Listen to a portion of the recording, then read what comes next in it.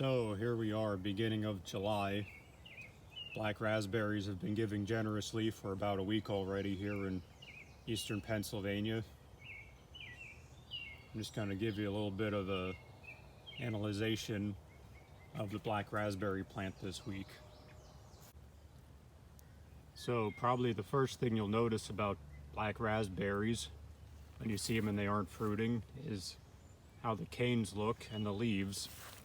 You can see that the canes have this kind of white, almost like a coating on them, and they do have barbs on them, so you got to watch that so you don't get cut. A lot of times they'll have this kind of purplish blue color to them also. Sometimes it's just green like how this is. Sometimes the entire length of the cane is bluish purple like that. And this coating on it does actually rub off.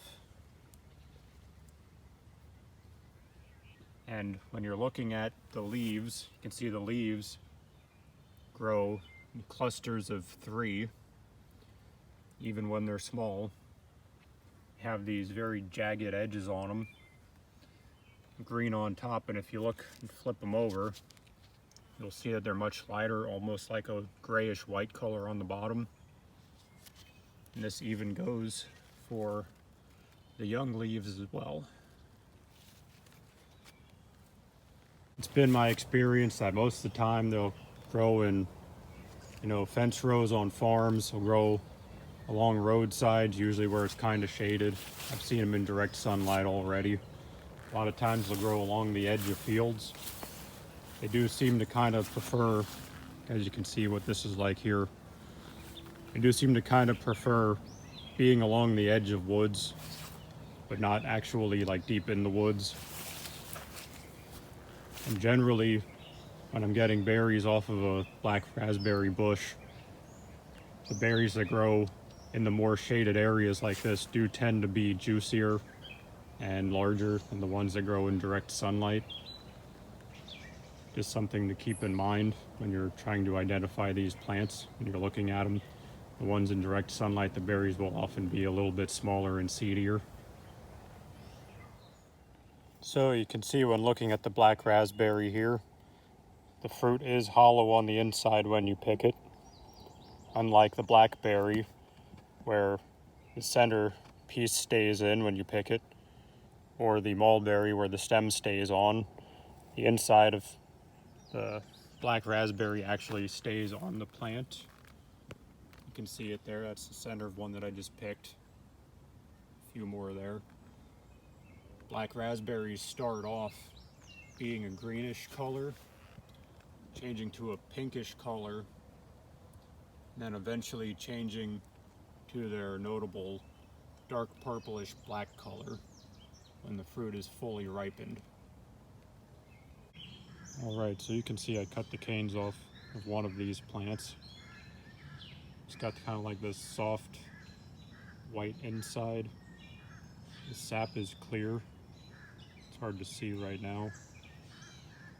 And this does lose its leaves over the winter time. So if you're out looking for where these grow over the winter, you're going to basically just be looking for the canes because it won't have any leaves on it. I just added this close-up picture so you can get a better view of the inside of the cane here. It's just a soft, spongy white material.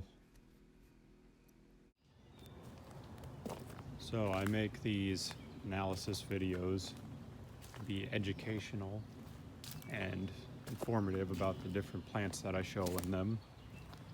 This is not intended to be any kind of a foraging guide.